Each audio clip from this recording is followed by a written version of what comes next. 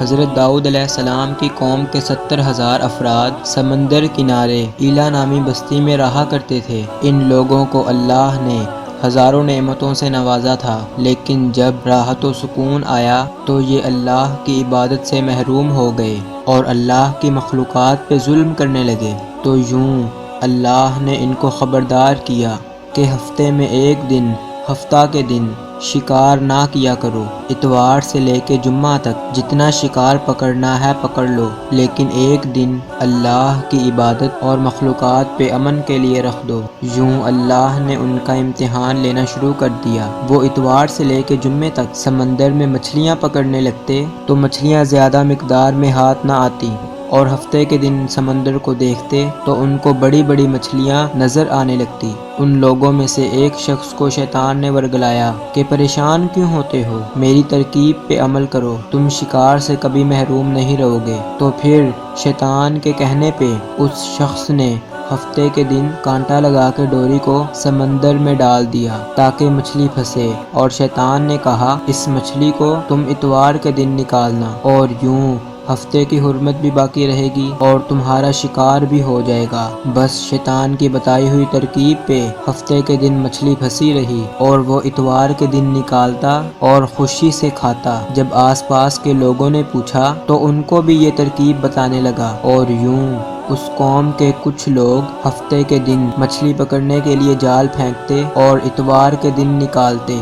اور کچھ نے تو سمندر میں سے نالیاں بنا کے چھوٹے چھوٹے تالاب بنا لیے تاکہ ہفتے کے دن جیسے ہی مچھلیاں یہاں سے گزریں تو ان تالاب میں پھنس جائیں اور ہم اتوار کو ان مچھلیوں کو نکال کے پکا کے کھائیں گے۔ اس گاؤں میں کچھ اللہ کے خاص بندے بھی موجود تھے جو کہنے لگے، اے لوگو، اللہ نے ہفتے کے دن شکار کرنے سے منع کیا ہے۔ یہ جو تم جال پھینکتے ہو یا چھوٹے چھوٹے تالاب بناتے ہو، ان میں ہفتے کے دن اگر مچھلی پھنستی ہے تو یہ شکار ہفتے کے دن کا ہوگا۔ اللہ کے عذاب سے ڈرو، اللہ کی نافرمانی نہ کرو۔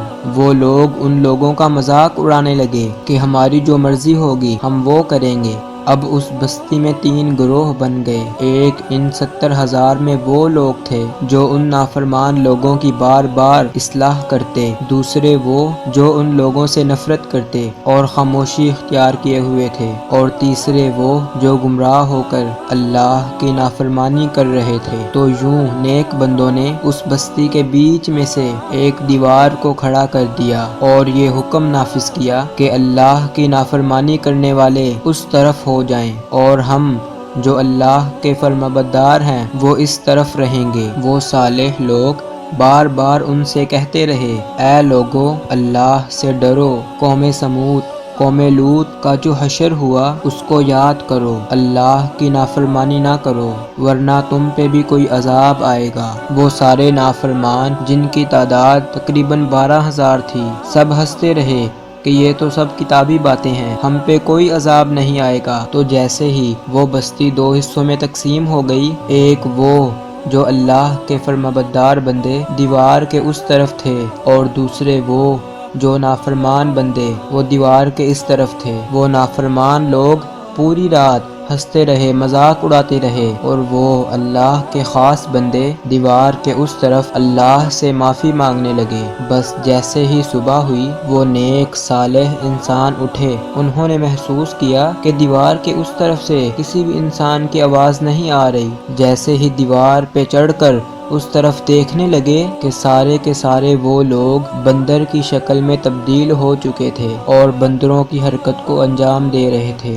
وہ جو صالح لوگ دیوار کے اس طرف بندروں کو دیکھنے لگے، ان صالح لوگوں میں سے جو ان کے رشتہ دار تھے، انہوں نے ان بندروں کے کپڑوں سے اپنے اپنے رشتہ داروں کو پہچانا اور چیخ کے رونے لگے، اللہ سے معافی مانگنے لگے۔ لیکن اللہ کا عذاب جب آتا ہے تو وہ ہو کے رہتا ہے۔ وہ 12,000 لوگ جو بندر بن چکے تھے کچھ بھی کھا پی نہیں سک رہے تھے، اور یوں 3 دن بعد وہ اس عذاب سے مر گئے۔ بے شک اللہ ان بندوں کو پسند نہیں کرتا جو اللہ کی نافرمانی کرتے ہیں۔ اے اللہ، ہم سب کو اپنا فرما بردار بندہ بنا، اور ہم سب کو ویسا بنا جیسا تو ہمیں دیکھنا چاہتا ہے۔ آمین۔